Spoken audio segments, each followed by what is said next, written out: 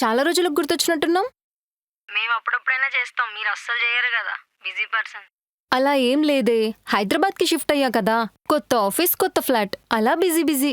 ఓ సూపరే, మనోళ్ళంతా అక్కడే సెటిల్ అయ్యారు కదా, ఇంకేం వీకెండ్స్ లో బాగా చిల్ అవ్వచ్చు. ఇంకా ఎవరిని కలవలేదు, మెల్లిమెల్లిగా కలవాలి.